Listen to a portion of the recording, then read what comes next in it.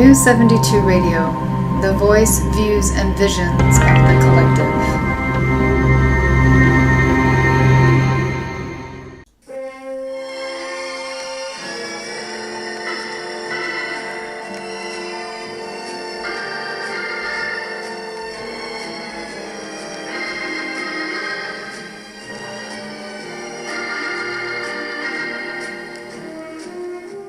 My glasses are crooked. I'm sorry.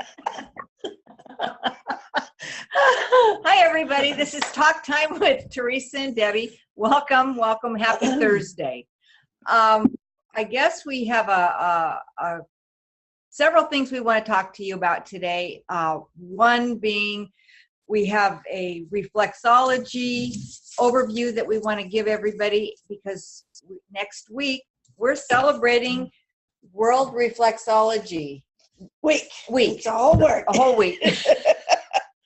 We've been retrograding all day today, so forgive us. Just basically kind of wanted to remind you that reflexology is an integrative wellness practice that benefits the body, the mind, and the soul. It provides relaxation and brings the body into homeostasis. Homeostasis meaning balance. It's great for everyone. And the World Reflexology Week is sponsored by ICR, and it is worldwide, all over. Now, what's ICR again, Teresa? Oh, you would ask that today. And I think it's okay, never mind. We aren't going to answer that one today. The aim of the World Reflexology Week is to provide reflexology to promote, not provide, well, it provides and promotes reflexology and increases the public awareness of it. This week, they are particularly trying to identify babies to teens as being a primary group that can use reflexology, but it is good for everyone else, no matter what your age is. And that's interesting. So they're focusing on doing babies and babies through teens to make them familiar with a new modality that can be used for them. Okay, that's great. That's great. If nothing else, reflexology works great to calm babies down. You can learn the techniques. Moms can learn the techniques a little bit and work their babies when they're maybe a little colicky or upset or teething, just enough to relax them so that they're not quite so fussy. Or before they go to bed, it's really nice to work their feet a little bit. And heaven knows what teen doesn't need to quiet for 2 minutes and make their brain not think. This is a time where they would absolutely be away from their computers and their phones, relaxing and getting bounced. So we're doing a special. Did you know that? I heard about it through the grapevine. Today being what it is, if you want to hit my memory about it. Okay, sure will. Let's not go there. Let's not go there. We're offering 50% off our $60 1-hour sessions here at Ancient Mystic Moon. I do mobile and in-house, but this discount only relates to those sessions here in Ancient Mystic Moon. So you need to call Debbie or I to set up an appointment. It is only good for the week of September 19th through the 23rd. Oh, that'll be fun. It will be fun. That'll be fun. We'll get to meet some new people and It people will. Get to try it out. Were we going to do babies for free? Babies and teens for free. Babies and teens So for free. mom or dad, grab the kid and bring them in. They can get a free session, and you get one for half price. And we'll show you a few techniques that you might use at home to help them so that you don't always have to take them to a reflexologist, just to give them some calming and some balance. And, I think it's actually a great way to interact with your child as well, because touch in a loving way equates love. I mean, what better way to show them that you love them by, give them a little treatment on their feet and relaxing them and spend the time with them. And do remember the reflexology. This isn't going to your pedicure. It isn't a massage. It isn't pedicure. It is an integrative wellness practice that helps the body and is used upon the feet, the hands, and the ears. So where can they find the information they need, Theresa? The information, well, you so far, do you have it? We're posting it on Facebook. it's posted on Facebook, and I am attempting, since we're having retrograde You issues, should maybe do it tomorrow. on both Meetup and on an event calendar that is in Portland. And of course, our radio show here. The radio show here. If you would like more information, you're welcome to go to the Ancient Mystic Moon website, or you can contact Theresa and I, either one on Facebook Or by phones. or by phone. Teresa's number is 360-903. it's on my speed dial. 3612. It's okay, because Debbie's number is. Yeah, 503-515-5561. So anyway, Hope to see you. It's a fun experience and a great way to relax. so the next topic of interest we'd like to go over, we'd like to do an overview on manifestation. That was our topic last month. We had discussed several different ways to use manifestation tools and the importance of self-talk and intention. And that's kind of where we're leading this, was that manifestation has many tools that you can use. Yeah. And it is a way in which you're able to set goals and accomplish goals. But a big key part of that is to have the correct intentions and self-talk to create those intentions, which leads us into, unless you have something more to add. Well, I was just going to say that the timing probably couldn't be better for setting intentions or learning about self-talk or doing manifestation. We are coming into the autumn or fall equinox, Mabon. Is that Mabon? And we're also coming into a full moon. So a full moon, I think we talked about it last month, is a good time to release negative energies. You can write them on a paper and burn them. You can do a drumming ceremony and release them to the ethers. There's Numerous ways to release for the moon. Yeah, to release, and new moon is releasing. We get back to full moon is releasing. When we get back to the new moon, then that's more manifesting time. So, like I said, the time could not be better to do this. And I don't believe we mentioned it last time, but that's again where intentions and self-talk comes in. As we are using the full moon to release, the universe cannot tolerate a void. Nature cannot tolerate a void. So as you release something, it's very important that you also begin to add back to replace it, which there again, with the positive energy. The positive energies. Right. And I believe we did hit on talking about kind of paying attention to the wordage and the verbiage that you use on a daily basis. So I don't know how many of you did that, but basically the universe does not recognize negatives. They don't recognize do not. If they hear do not, they recognize it as do. Or I don't, which means do not. I don't want something. In other words, I want something, because they're not hearing the do not, the not part of it, or the no part of it.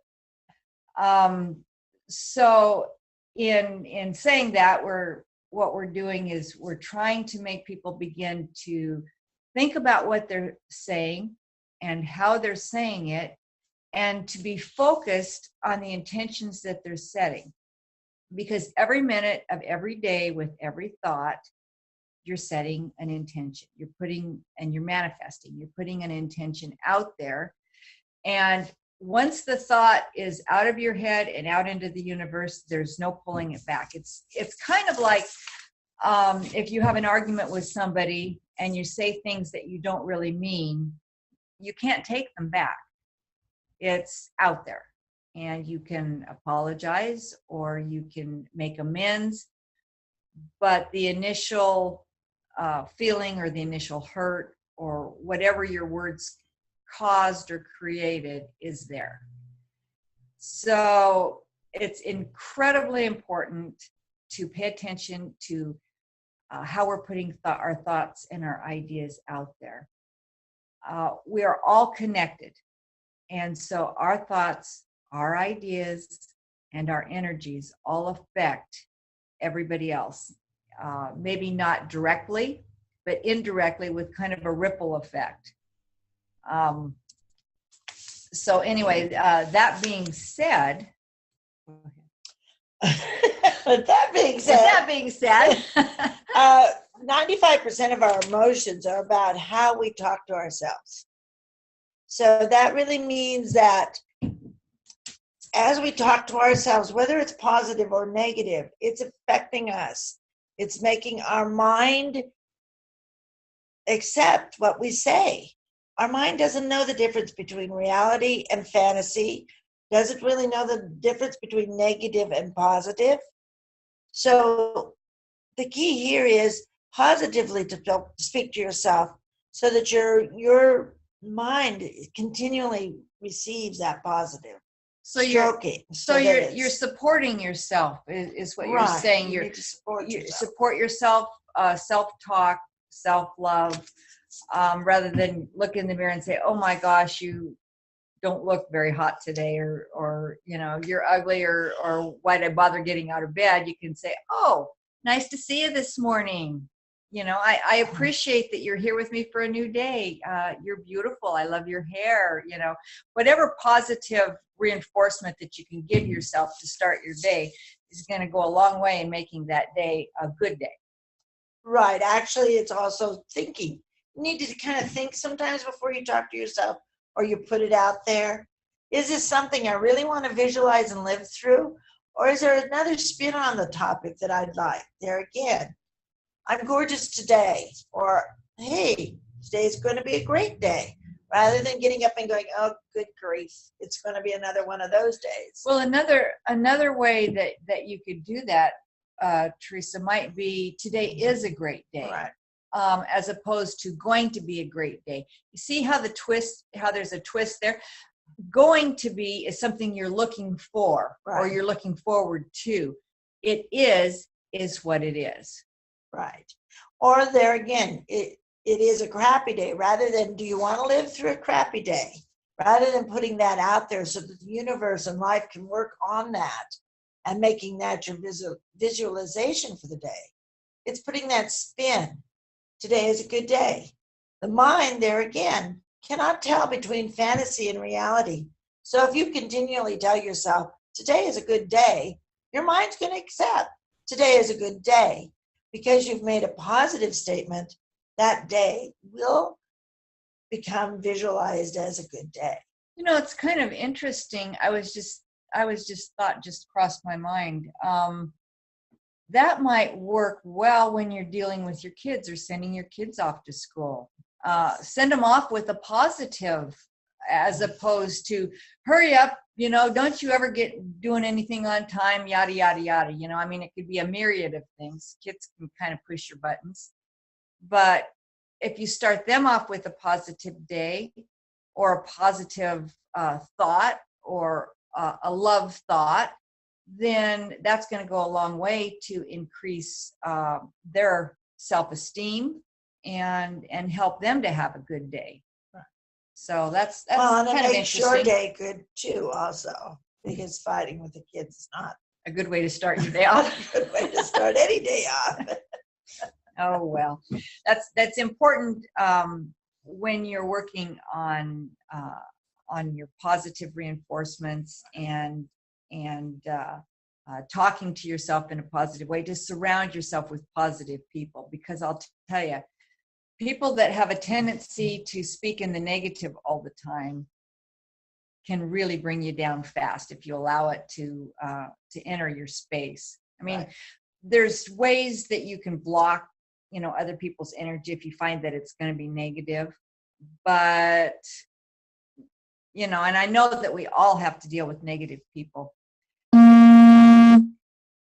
It's kind of in the same,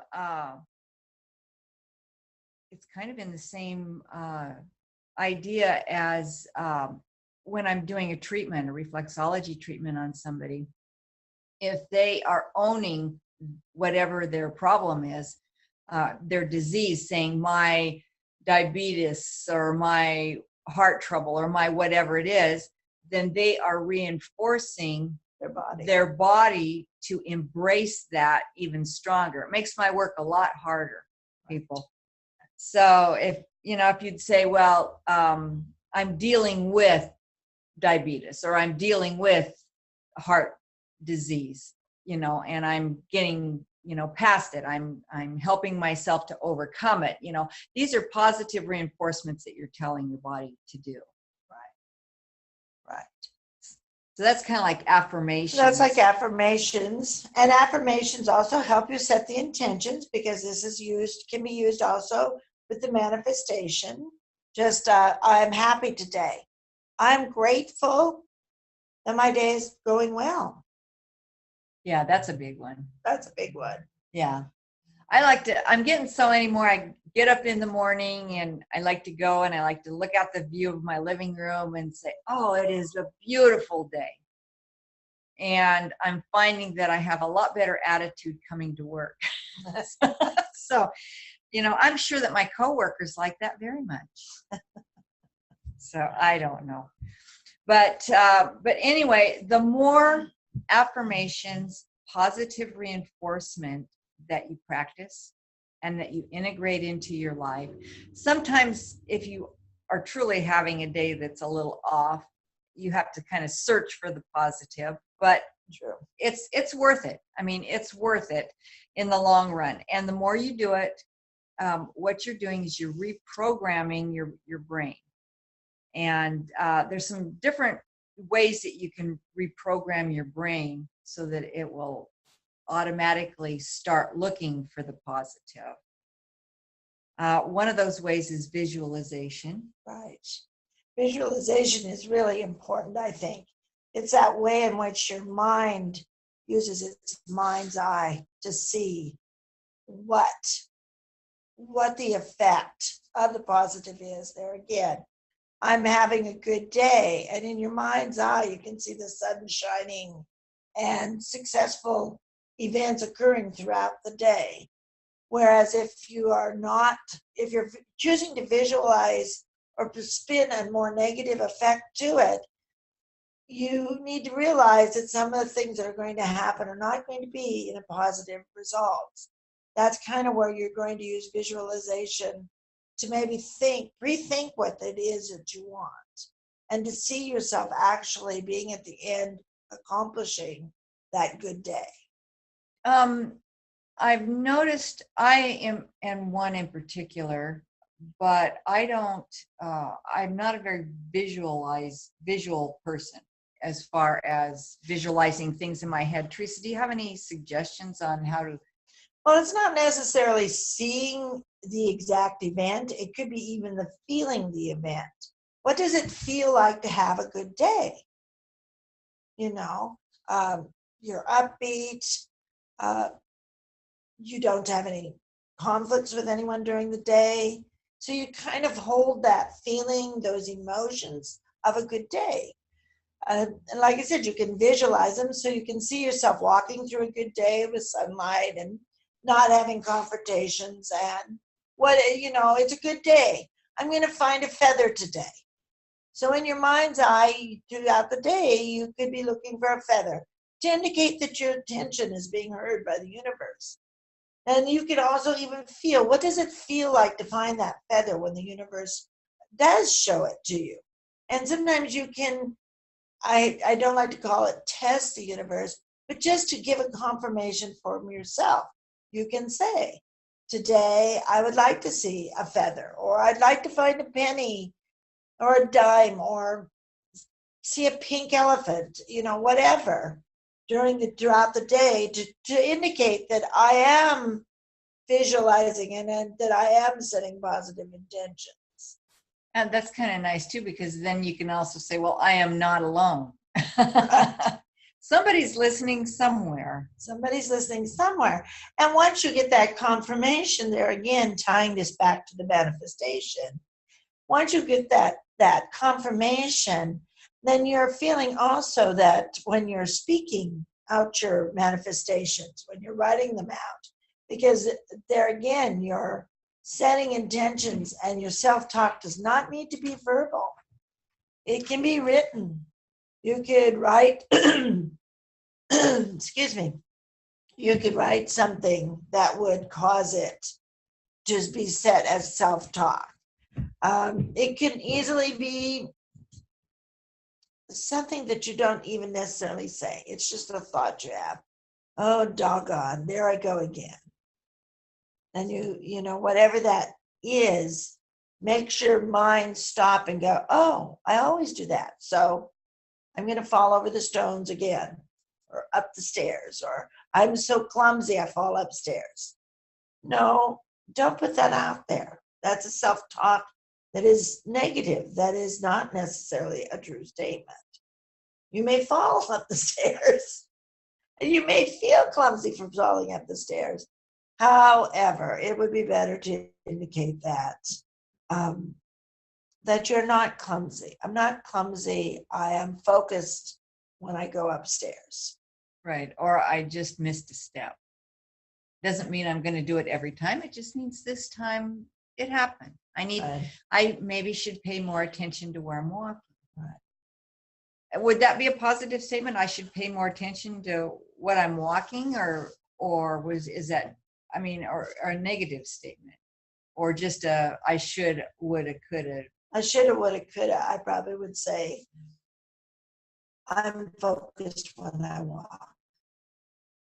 Okay, so that puts it into a positive. Right. Because the other thing is should, would, and could allows your mind to go, I'll do that sometime.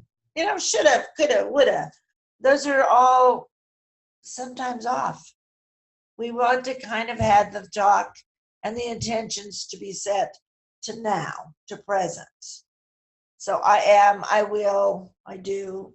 I do, yeah. Anything that puts you in the present in a positive respect is an affirmation and positive reinforcement. So that's a great, thing to be aware of.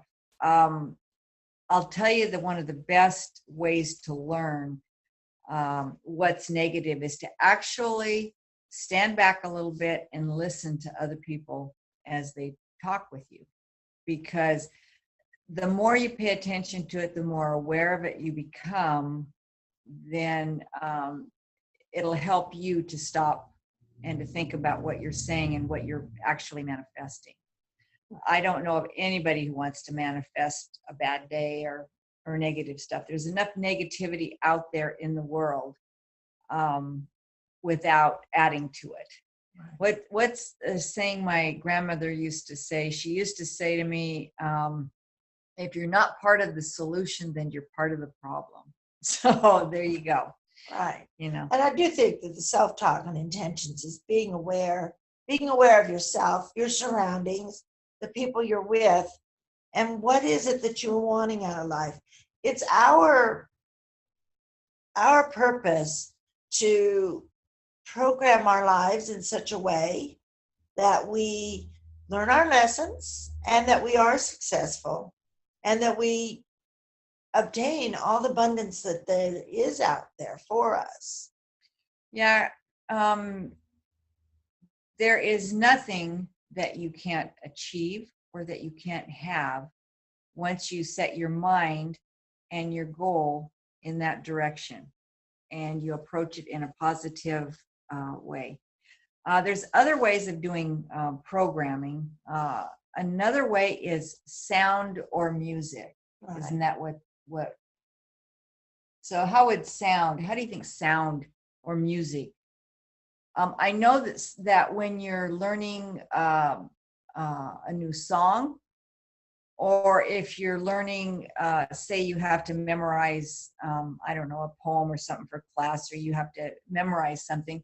I know if you kind of sing-song it to music, that sometimes that helps. I don't know why, but I think that excuse me, that the music and sound has a tendency when you're concentrating on them to kind of get your mind out of the way. So if you have something that is written that you an affirmation say, and your mind's not allowing you to get it through, you could sing-song it through, and your mind just goes, oh, I'm going to go along with this one. So you're saying the mind slash ego blocks you. I believe so, yes. Would you say then that maybe the mind slash ego is trying to protect you from something new or something it's not accustomed to? Right. Actually, the goal Well, of the mind and the ego or slash ego is to protect us from injuring or doing harm to ourselves. So if it has a program that it's used to being played, anything new is change, and change is not necessarily viewed as being good or positive. However, because the mind cannot tell, oh, this is a fantasy or this is a reality. Excuse me. It chooses to just, this is the way it is. So you could, the mind doesn't really know there are no pink unicorns or pink alligators. It just knows there are alligators, and they could be green, they could be pink. Most of them are green. But if you continually to tell your mind that there's a pink alligator out there, eventually your mind is going to find a pink alligator, or in my case, a purple alligator, which was Barney. I had asked for a confirmation, wanting a purple dragon to be a purple alligator to be my confirmation. And lo and behold, Barney popped up as my confirmation, which was interesting because when I did some self-talk and some just journeying with the idea with the universe, I was told, well, you asked for a purple alligator, and dragons and dinosaurs and alligators are all in the same family, Gina. Well, That's what I was told. Well, there you go. There you go. So I guess basically the main thing when you are trying to reprogram yourself and your brain into being more positive and looking for the silver lining, so to speak, would be to be aware. Be aware of your words and how they affect others. Be aware of the negative words, the can'ts and don'ts and don't want tos and have nots. And the shoulds and the coulds. And the shoulds and the coulds, because they matter. They definitely matter. And like we said, you are continually manifesting. You want to continue to manifest woulda, shoulda, couldn'ts, didn'ts, can'ts, or do you want to manifest I can, I do, I have, I am thankful for. These are the positive things that we can manifest, and things change. Things change sometimes gradually, sometimes faster, depending on how much effort you actually put into it. But they do change. So do you want a positive change or do you want a negative change? And it's entirely up to you, But do keep in mind that negativity as well as positivity do affect everybody and all of the energies that surround us. So, And it makes for our lives, because our lives are primary to us and to our goals in life. And it is correct. It does affect the world around us. right. So I guess the paradigm in this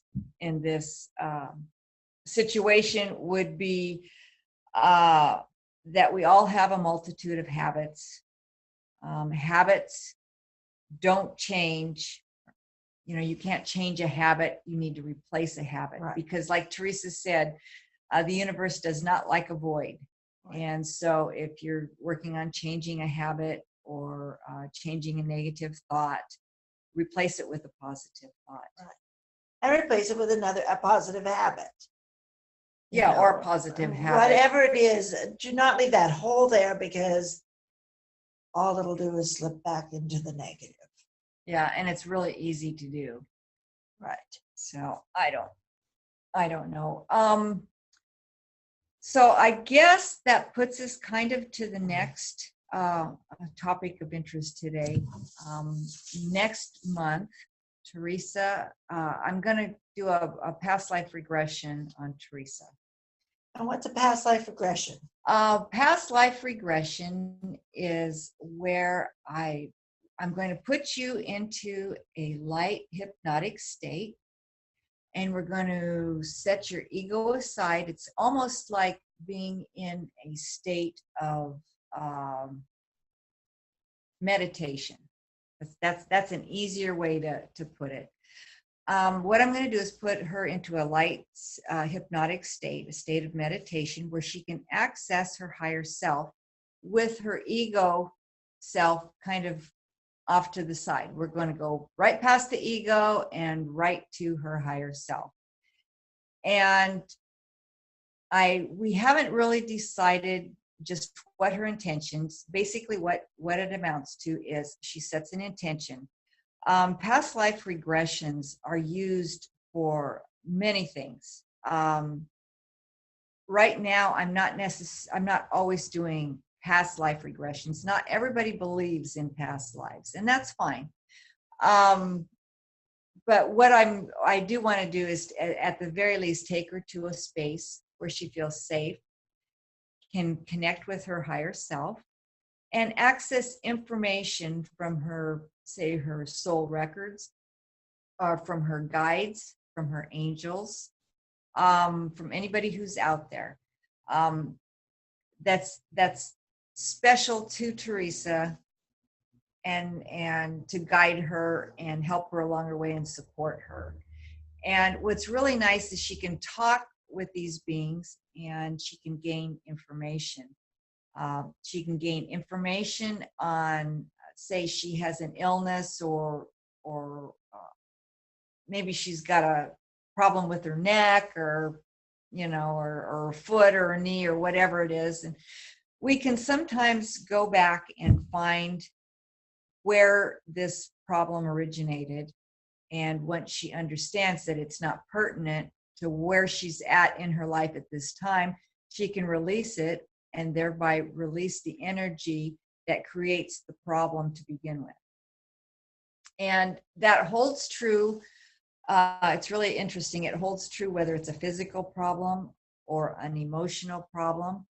A lot of times we can find out why you have an adversarial relationship with somebody simply by going to a time when you were interacting with that individual, say in another life, for lack of a better term.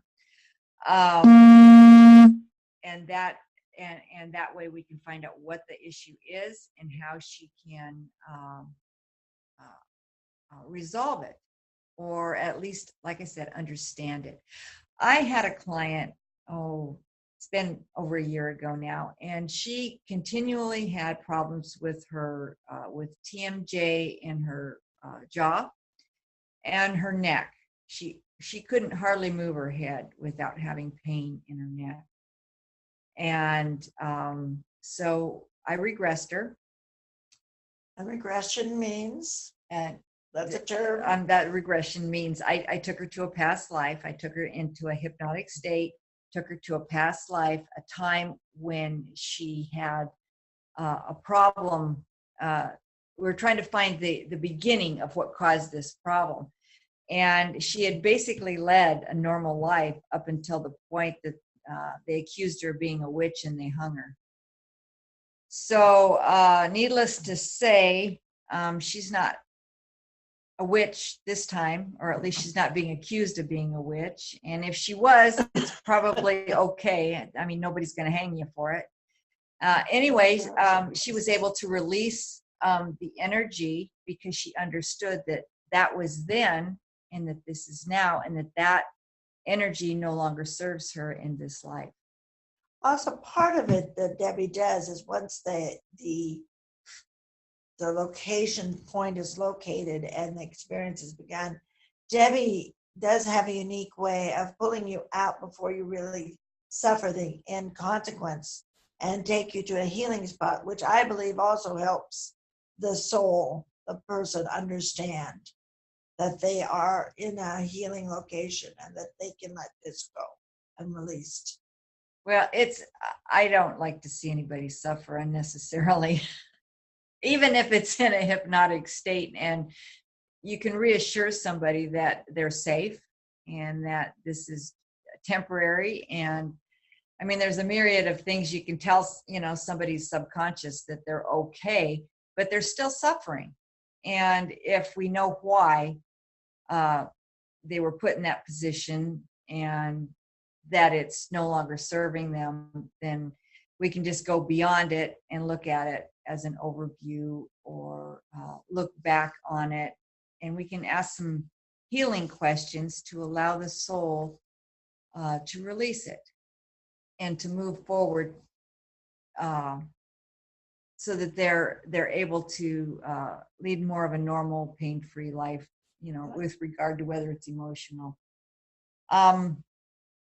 Theresa, fortunately, is very easy to regress. I probably won't even have to go through the whole steps. I'll probably just be able to snap my fingers and say, okay, Theresa, I want you to go here. But I've been playing with Theresa's mind for a long time now. Oh, now that's the problem. Well, actually, I do like past life regressions.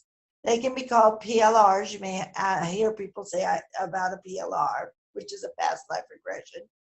I like them because they give you a tendency to experience your life in a different way, in a different dimension, and you can obtain information about that life, and it gives you a little bit of a knowledge of what you kind of know now.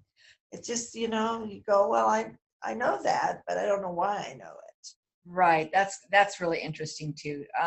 Theresa and I like to work with essential oils, and we like to work with herbs. And well, Theresa, not so much. I think she's done one too many witch things. But anyway, the essential oils and herbs and different healing modalities has always interested both of us. And so it's really been kind of interesting. Some of the lives that we've taken Theresa to, have taken her to Lemuria. She's done a lot in Lemuria. You done Atlantis?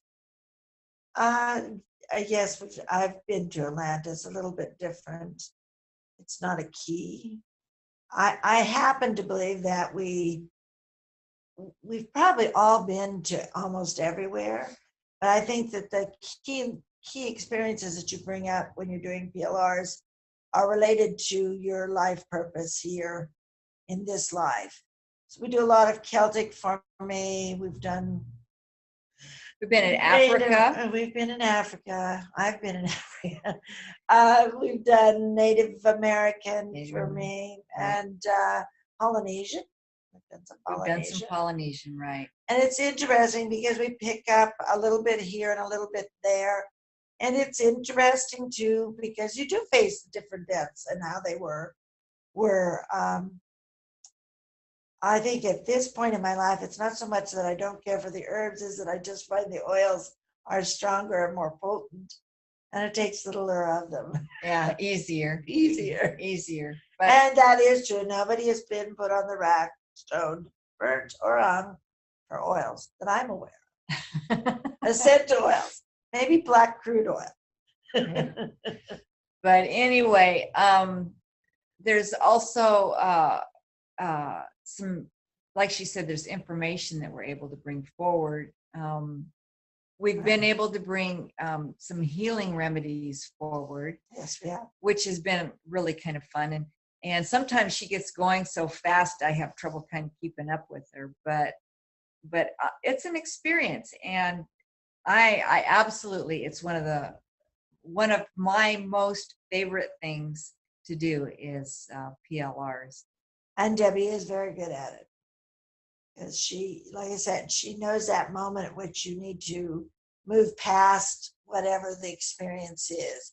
Because usually, too, she'll take you and you will start out as a child or a young person and progress through that experience to death. What is your favorite one that I've done for you, would you say, Theresa? I've done many. I mean, we've done a lot of them. Do you have a favorite? One that really kind of sticks with you?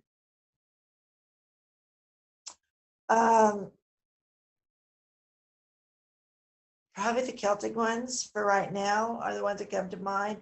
I remember bits and pieces because to me, I bring them forward and I keep them. Well, Theresa and I are both studying the runes. Teresa's doing rune readings. Runic readings and doing really good with them. But I think what I find most fascinating is that a lot of times you go to a lifetime and the same entities are in some of the past lives as you have or surround you now. They're in different positions. Like say your brother in this lifetime might have been your father in another lifetime. Right. You know, or your son or your daughter even, because you're not necessarily sharing the same gender in every life. Right. Oh no, we shared, you know, we are different genders, we are different, we can be positive or negative. I mean, I believe that we've all, in order to progress, you need to have lived all of the different forms. So you need to be male, female, mother, father, grandfather, grandmother, celibate, nun, priest, and everybody's murderer and victim. Yeah, that's what I was going to say. Everybody gets to be good guys and bad guys. Nobody gets to be the good guy all the time. All the time. No, or the bad guy all the time. Sometimes if you do a lot of PLRs, I believe that at least the ones that we've done, there seems to be a pattern that kind of plays out in a lot of them.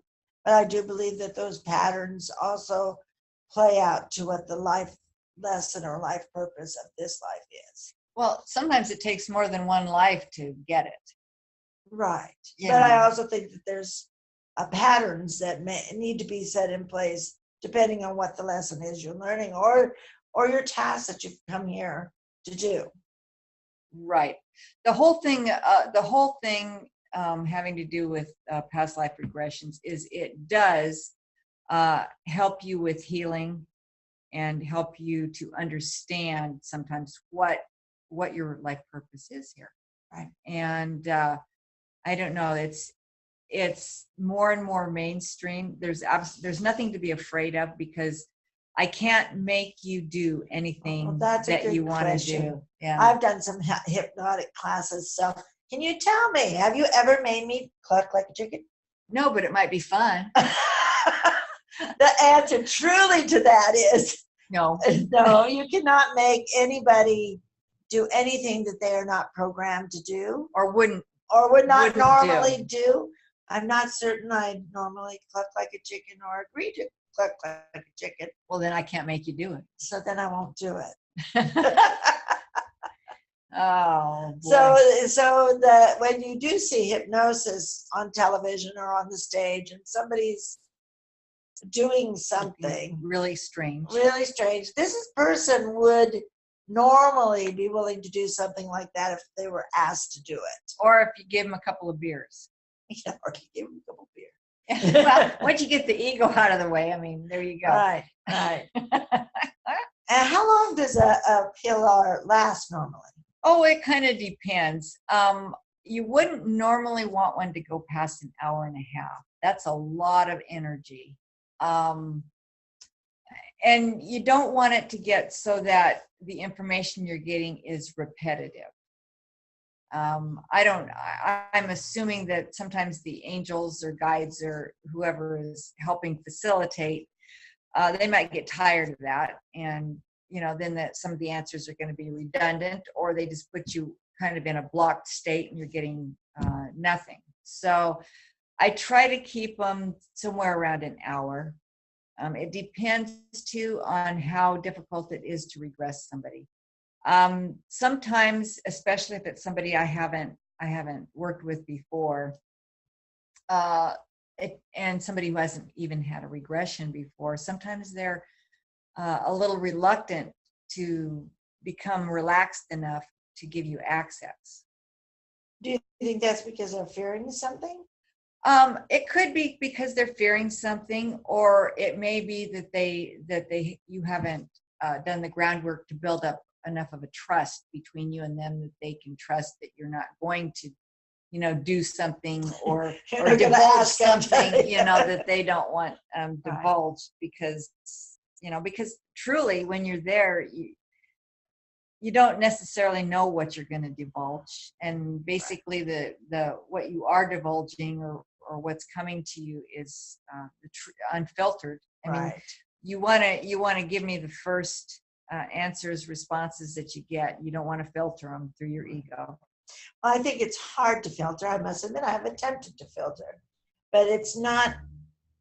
It's like you're standing off to the side, listening and participating in something that you're participating in, but you're not actually the one. It's very difficult to explain, because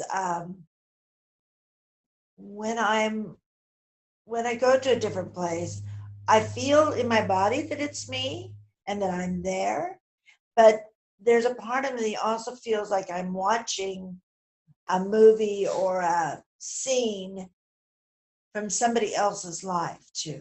Oh, that's because it's but I also am a visual person, so I'm very clairvoyant. So for me to visualize and to see this is really interesting, and to hear the words that I'm saying, because I'm going, where did that come from? I have no idea what I'm talking about. And yet I also remember after when I come back out, she brings you back out, steps you out. And then I do remember some of what was said and the feelings and the emotions involved. Right. I try to keep notes, but sometimes it's difficult to keep notes because they talk so fast. So sometimes I just kind of hit the high points or the general idea. And when I am bringing you out, when I take you to a healing garden, what I do is ask that you remember the important points that are going to help you to heal or to understand and to release that which isn't going to help you anymore. Right. And that way there's not so much to think about or so much to remember. I remember when first time I took my husband. Now theoretically you shouldn't probably do your husband or or your child or your child, because you might learn something that maybe you don't want to know. But today is our 39th wedding anniversary, so anything that's out there that Tim hasn't already divulged or shared with me, or that I haven't learned on my own, is probably not worth knowing. So anyway, I felt pretty comfortable regressing him, the first time. But the first time I did it, I hadn't been mostly I was looking for somebody to practice on, and he just happened to be available. He's actually a pretty good sport. He's my guinea pig in a lot of areas. Poor guy. I kind of feel sorry for him. But anyway, so I asked him, I says, would you like to be my guinea pig tonight, and I can do a past life regression on you. And I think Theresa was there that I was night. there. And anyway, I hadn't been doing it too long. And so I regressed him, and he went out into the ethers, and he was just Floating. He was a net ball of energy. That was it.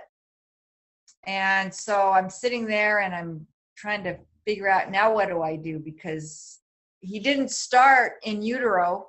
Most people start in utero, or they start at a place at an age in the lifetime that they need to be at. Not my husband. He starts totally at the beginning, totally as energy, and I totally don't know what to do with him. Fortunately, I have experienced that place. And so we were able to ask him questions and to bring him back to her. Yeah, we got him here. Vitro. Oh my gosh. And it was very interesting because he actually, if I remember right, that was the time he described, my mind just went blank. The World War II's storming of the beach of Normandy. Was it Normandy or was it that other beach? But it was, in World War II. It was really kind of interesting. Yeah. He described it, and he was just things that, yes, you could have read, but no, there were other things that he said that were obviously tidbits of information. Yeah, and to my knowledge, he had never studied it, Yes. not in depth anyway. And I know he's never been in the service, so yeah, it was fascinating. It was. Absolutely fascinating. That's why I love this so much. My son, actually, I don't know that I want to do my son, but anyway. Oh, good. Well, it's time to call it a day. It is. We're a little short today, but it would appear that our tool that we are recording on has decided that its battery is dying. No, I don't believe so. So I think at this point we just need to, good grief. Yeah. There we go. We need to just say adios today. I guess so. We've had a retrograde day, a few problems with starting, and now even more problems as we close. Yeah, it's okay though. Keep in mind that next week is World Reflexology Week.